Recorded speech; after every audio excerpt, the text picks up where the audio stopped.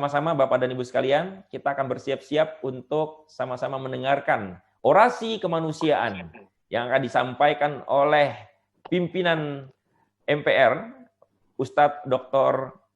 Hidayat Nur Wahid MA, yang beliau sejak dulu ketika Rumah Autis berdiri juga sudah memberikan dukungan yang besar kepada kita. Orasi kemanusiaan yang akan beliau sampaikan insya Allah akan menjadi bekal buat kita, menjadi semangat buat kita bagaimana kita mendampingi keluarga kita, anak-anak kita khususnya di tengah pandemi ini. Alhamdulillah, apa kabar Ustadz Hidayat? Sudah hadir tengah kita? Alhamdulillah. Assalamualaikum warahmatullahi wabarakatuh. Waalaikumsalam warahmatullahi wabarakatuh. Sebentar sebelum mulai orasi, Ustadz, kita mungkin saling diskusi dulu, ngobrol-ngobrol. Gimana keluarga, sehat Ustadz?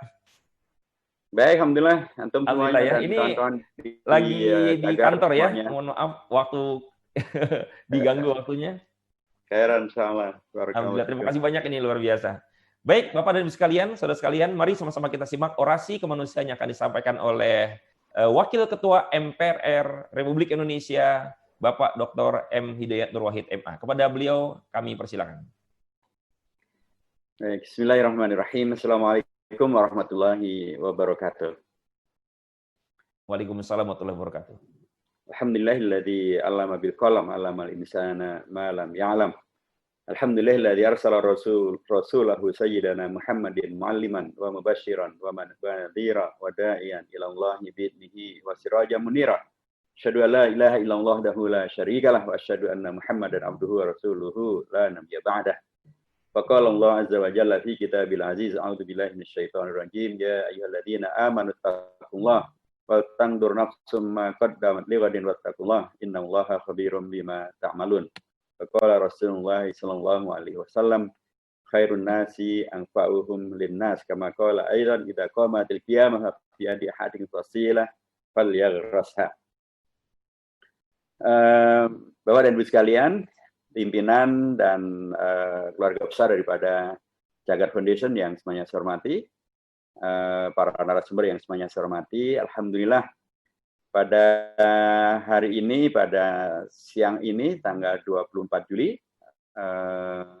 masih terkait juga dengan Hari Anak Nasional, terkait juga dengan sebentar lagi kita akan bertemu dengan Hari Raya Idul Adha, dan kita berada di 10 hari pertama bulan Dzulhijjah, di mana Rasulullah menyampaikan min amalin al-amalu fihi afdalu wa ahabbu indallahi min hadhil ayyam al-ashru min Dzulhijjah. Jadi hari di mana atau 10 hari pertama di mana amal itu adalah atau amal kebaikan di dalamnya adalah sesuatu yang lebih dicintai oleh Allah Subhanahu wa taala dibanding apapun juga, kecuali jihad yang menghadirkan sesuatu yang berat-berat habis-habisan ya oleh para mujahidnya.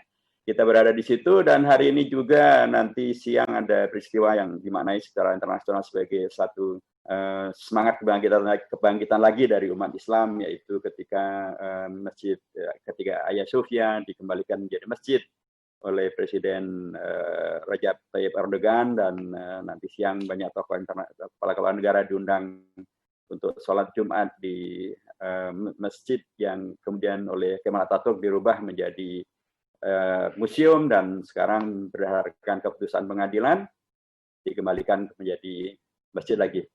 Hari ini dalam konteks semacam inilah kita bertemu dan atau saya diundang untuk bersilaturahim kembali dengan Bapak dan Ibu sekalian, ikhwan sekalian, para ustadz semuanya di Jagar Foundation untuk saling bersilaturahim. Mudah-mudahan akan menjadi silatul ilmi, wawasan kita bertambah, silatul amali, koordinasi dan atau tahun antara kita juga semakin bertambah, dan mudah-mudahan karenanya akan juga bermakna untuk anak-anak kita semuanya yang berkebutuhan khusus maupun berkebutuhan umum, yang hari ini kita semuanya mendoakan agar betul-betul di 10 hari pertama ini Allah berikan kebaikan untuk mereka dan untuk kita semuanya. Semangat dari yang disampaikan Erdogan pun juga sampai juga kepada spiritualitas kita semuanya, dan hari nasional yang diterima sebagai hari anak nasional juga akan terus menyertai dan menghadirkan hadirnya negara di dalam melindungi dan memberi ruang bagi anak-anak kita untuk terus tumbuh kembang, melanjutkan kehidupan, melanjutkan mengisi kegiatan berbangsa dan bernegara, termasuk juga menyelamatkan mereka dari kondisi-kondisi yang hari-hari ini begitu luar biasa berat diterima oleh anak-anak kita. Mungkin salah satu di beragam media bagaimana anak-anak yang berkebutuhan umum, apalagi yang berkebutuhan khusus. Sekarang mereka terkena karena akibat daripada COVID-19, maka diberlakukanlah yang disebut sebagai work from home maupun juga study from home atau school from home. Dilakukanlah sekolah jarak jauh. Sementara banyak anak-anak yang ya jangankan internet, bahkan HP pun mereka nggak punya. Bahkan kalaupun mereka punya HP, tapi internet juga tidak ada karena mereka berada di daerah terpencil. Dan yang begini ternyata jumlahnya sangat banyak. Ya, jangankan internet, jangankan HP, listrik pun juga belum nyampe. Jadi bayangkan betapa mereka akan dalam waktu yang panjang ini akan sangat ketinggalan, akan sangat dirugikan begitunya. Dan sehingga ada salah satu tokoh yang menyampaikan jangan sampai negara abai dan kemudian membiarkan anak-anak kita bukan hanya terserang oleh virus yang bernama COVID-19, tapi juga virus kebodohan, virus ketertinggalan, akibat dari mereka tidak bisa mengikuti pembelajaran karena terputusnya internet, terputusnya komunikasi, karena mereka tidak bisa sekolah di tempat semula karena COVID-19, tapi negara belum menyiapkan suatu alternatif baru bagi sekolah bagi anak-anak itu semuanya. Ini satu kondisi yang kalau dibiarkan memang akan menjadi sangat berat karena waktu 6 bulan tentu bukan waktu yang pendek gitu ya, dan nanti bagaimana kemudian mengelola dan mengejarnya tentu juga masalah yang lainnya. Dan yang lain daripada COVID-19 adalah semula orang mengira bahwa COVID-19 ini tidak terkena dan atau tidak mengenai pada anak-anak, hanya terkena pada orang-orang yang sudah sepuh, lansia, atau yang kemudian mempunyai penyakit penyerta, komorbid. Tapi ternyata banyak kasus bahkan anak-anak pun kena, bahkan bayi baru lahir pun juga bisa terkena gitu, dan itu artinya adalah satu hal yang mementingkan hadirnya betul-betul perhatian kepada anak-anak kita. Sebab kalau anak-anak sampai terkena COVID-19 dan atau tadi tidak akibat dari COVID-19 mereka tidak bisa belajar dengan maksimal. Al-Quran mengingatkan kita harus khawatir, kita harus waspada, jangan sampai kita meninggalkan dan atau menghadirkan generasi pelanjut yang mereka adalah orang-orang yang lemah, ya. Lemah karena terkena penyakit, lemah karena penyakit itu kemudian menghadirkan cacat atau menghadirkan sesuatu yang buat mereka tidak bisa maksimal, atau lemah karena ketidakmampuan mereka untuk mengisi hari-hari mereka dan atau mempersiapkan diri mereka dengan baik karena mereka tidak mendapatkan ilmu, pelajaran, dan pembiasaan yang terbaik. Ini satu masalah yang sekarang sedang terjadi untuk anak-anak kita. Masalah yang lain juga akibat daripada COVID-19 ini ternyata juga malah banyak kejadian-kejadian yang justru menghadirkan kejahatan pada anak-anak. Bagaimana kemarin kita di seluruh media menampilkan seorang bapak, mohon maaf bapak tiri gitu ya, dan kemudian karena dia marah kepada istrinya, ibu tirinya, yang jadi korban adalah anak-anak. Ada anak yang kemudian, sangat mengerikan, disiksa, kemudian dimasukkan ke toren air sampai meninggal di dalam toren air. Umurnya baru 5 tahun. Ada lagi anak yang kemudian disiksa oleh bapak istrinya, kemudian dipukuli sampai meninggal, dibuang ke sungai. Mengerikan, kejahatan yang mengerikan, belum kejahatan seksual yang ada anak yang terkena musibah diperkosa orang, kemudian dititipkan ke tempat penitipan anak-anak yang bermasalah. Di situ pun diperkosa lagi oleh penjaganya. Mengerikan sekali kejahatan-kejahatan yang pada era COVID-19 ini yang saya nggak tahu, saya khawatir juga bahkan di negara-negara yang liberal pun ini agak nggak kejadian, tapi justru di sini malah kejadian. COVID-19 yang kemudian menghadirkan sebagian besar kita berada di rumah, ternyata malah tidak menghadirkan perlindungan pada anak-anak. Anak-anak justru menjadi korban dari begitu banyak kejadian-kejadian yang sangat mengerikan.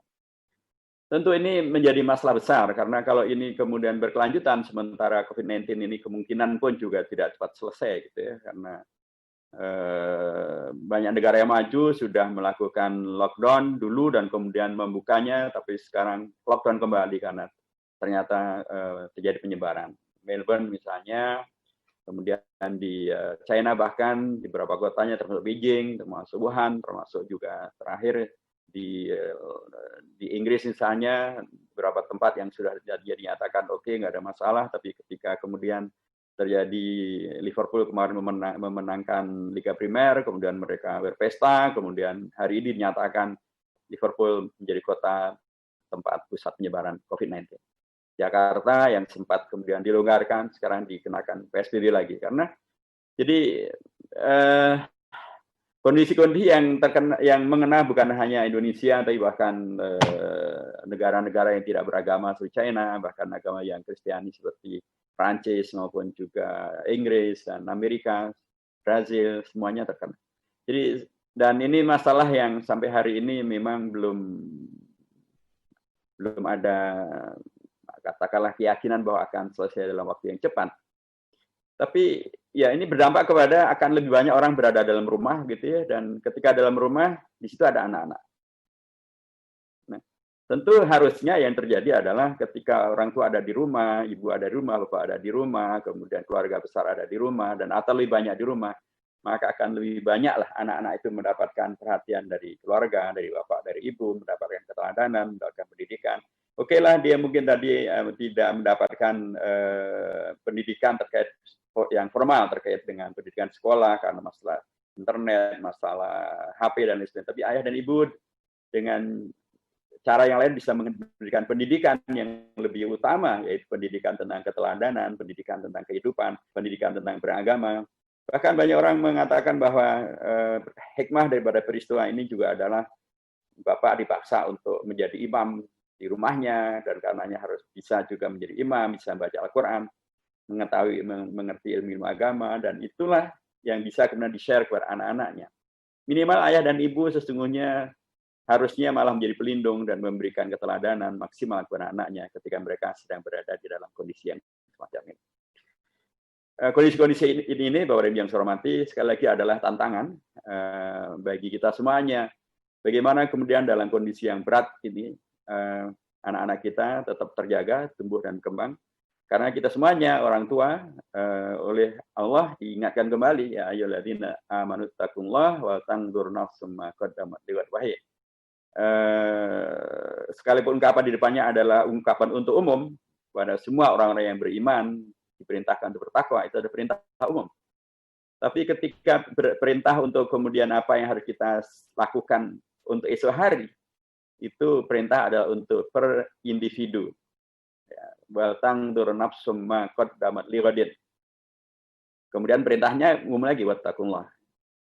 Artinya bahwa perintah untuk mempersiapkan diri, mempersiapkan generasi esok hari, generasi besok, generasi yang akan datang, yang menghadirkan nilai-nilai atau melanjutkan nilai-nilai iman dan nilai takwa adalah perintah yang sangat-sangat dipentingkan, sehingga dia bukan lagi hanya menjadi perintah umum, tapi menjadi perintah spesifik, perintah khusus bagi masing-masing diri, masing-masing bapak, masing-masing ibu, masing-masing kepala rumah tangga, masing-masing keluarga. Penting untuk melakukan itu. Nah, tentu dalam konteks relasi ini kaitannya ada tentu dengan anak-anak gitu ya. Bagaimana kita mempersiapkan anak-anak agar kemudian mereka bisa melanjutkan generasi yang beriman. Karena beriman maka mereka berlaku yang aman, artinya jauh dari perilaku yang menyimpang, yang membahayakan, yang membawa kepada hal yang merugikan, yang membawa kepada hal yang mencederai, yang membawa kepada hal yang tidak dibenarkan oleh agama, karena akan menghadirkan hal yang tidak aman. Ya, perilaku-perilaku mungkar pasti tidak menghadirkan keamanan. Perilaku-perilaku yang melanggar hukum pasti tidak akan menghadirkan keamanan, dan itu dilarang oleh agama. Termasuk kejahatan-kejahatan tadi adalah perilaku yang tidak aman, dan itu dilarang oleh agama. Jadi yang beriman dengan beragama yang baik akan menghadirkan perilaku yang aman, dan karenanya menghadirkan sesuatu yang tidak membahayakan, sesuatu yang justru menumbuh kembangkan sikap hidup yang membawa kepada kenyamanan dan akan membawa kepada amanah. Amanah adalah satu yang terkait dengan masalah kepercayaan, dipercaya, mempercayai, dan juga yang terkait dengan masalah profesionalitas. Kalau anak-anak kita tumbuh menjadi orang yang dipercaya, itu artinya anak-anak kita adalah anak-anak yang baik. Kalau anak-anak kita tumbuh menjadi anak-anak yang mendapatkan amanah, artinya anak kita punya profesionalitas. Anak kita yang punya profesionalitas, itulah anak yang nanti akan betul-betul dengan imannya akan menghadirkan sikap hidup yang membawa kepada keamanan, kenyamanan, menghadirkan yang ma'ruf, menjauhi dari yang mungkar, bahkan menghadirkan masalah yang lebih umum karena dia amanah. Dengan keamanan itu akan terus menghadirkan kepercayaan publik yang tidak pernah berhenti. Itu yang bila itu kemudian diwujudkan, maka generasi akan datang adalah generasi yang sudah tersiapkan dengan baik. Dan itu menjadi perintah yang Al-Quran menyebutnya sebagai perintah yang terulang lagi. Bahkan tidak banyak perintah dalam Al-Quran yang diulang, ya ayyuhalladzina amanu taqullaha wa tanzur nafsum ma qaddamat lighadin wattaqullaha. Itu menandakan bahwa dua peristiwa yang berada di antara dua perintah itu adalah peristiwa yang amat sangat penting. Kan? Mempersiapkan anak-anak kita, menjaga anak-anak kita ada menjadi hal yang diperintahkan double, dan itu menjadi hal yang sangat dipentingkan karena dilakukan secara individual. Yang kedua, Rasulullah pun juga sangat mengingatkan betulnya bahwa kondisi yang sangat berat, bahkan jangankan hanya COVID-19, bahkan kondisi bila terjadi kiamat sekalipun, di mana kemudian dengan kiamat itu selesailah seluruh kehidupan. Kalau COVID-19 banyak orang meyakini gitu ya, dia tidak akan sedahsyat flu Spanyol. Flu Spanyol yang terjadi pada tahun 1920 yang lalu, korbannya 50 juta orang. Pada zaman itu penduduknya masih 1/5 daripada zaman sekarang. Tapi korbannya 50 juta orang, sangat banyak pada untuk ukuran waktu itu pun. Nah, sekarang kita tahu bahwa korban COVID-19 dalam tanda kutip ya belum nyampe 5 juta, masih di bawah itu. Nah, sekali lagi banyak pihak meyakini bahwa COVID-19 bahkan tidak sedahsyat flu Spanyol, apalagi kiamat. Maksud saya, kalau kiamat sudah selesai, semua sudah selesai. Tapi bahkan Rasulullah mengingatkan, bahkan idza qamatil kiamat, bila terjadi kiamat sekalipun, maka yang Rasulullah ajarkan adalah bukan untuk menjadi panik, bukan untuk menjadi bingung, bukan untuk menjadi tidak produktif, bukan bahkan menjadi marah-marah, melakukan kegiatan yang mungkar seperti dua bapak tadi itu. Tapi yang diajarkan adalah wa fi adi ahadikum fasilah falyaghrassha, dan di tangan Anda masih ada benih yang bisa ditanam, tanamkan itu. Padahal kalau terjadi kiamat maka ya benih itu barangkali kita pun nggak sempat nanam ya. Tapi Rasulullah perintahnya adalah tanamkan. Kalaupun kita tanam karena ada kiamat ya nggak akan sempat tumbuh. Tapi Rasulullah tetap perintahnya adalah tanamkan. Bahkan kalaupun tidak kiamat ya kalaupun tumbuh nggak akan jadi besar, nggak akan sampai berbuah. Tapi perintah Rasulullah adalah tanamkan. Tentu ini punya makna yang sangat luar biasa, bahwa dalam kondisi apapun, Islam mengajarkan kepada umatnya untuk jangan pernah hanya menjadi penonton, hanya menjadi pelengkap penderita, hanya menjadi relawan untuk dicobakan vaksin dari China lagi gitu ya. Tapi perintahnya adalah lakukanlah amal soleh, lakukanlah kebaikan, lakukanlah segala yang bermanfaat, lakukan segala yang kemudian akan memberikan dampak positif bagi kehidupan. Inilah saya kira yang penting untuk menjadi pegangan kita semuanya. COVID-19 terjadi dan kita tidak bisa menghindarinya karena memang selain itu pasti takdir dari Allah Subhanahu wa taala. Sebagaimana Khalifah Umar bin Khattab pernah menyampaikan, nafirru min qadarillah ila qadarillah, ini adalah bagian daripada takdir. Tapi takdir bukan berarti kemudian dihadapinya dengan negativisme, dengan segala yang kemudian malah tidak sesuai dengan perintah Al-Quran dan Sunnah itu sendiri. Takdir kita hadapi dengan takdir yang baik seperti dicontohkan oleh Khalifah Umar bin Khattab. Mari kita lakukan yang terbaik untuk anak-anak kita. Masing-masing kita penting untuk melakukan apa yang bisa dilakukan untuk menghadirkan generasi yang tidak kita khawatirkan, itu generasi yang tidak kemudian karena kelemahannya menghadirkan sesuatu yang membuat kita khawatir. Tapi generasi yang kemudian pun juga melalui apa yang kita lakukan, mungkin melalui negara, mungkin melalui cagar dan yang lain sebagainya, kemudian generasi ini akan bisa terus menumbuh kembangkan dirinya jadi generasi yang membawa kepada kemaslahatan. Amin. Amin. Saya kira demikian yang saya hormati rekan-rekan semuanya. Selamat melanjutkan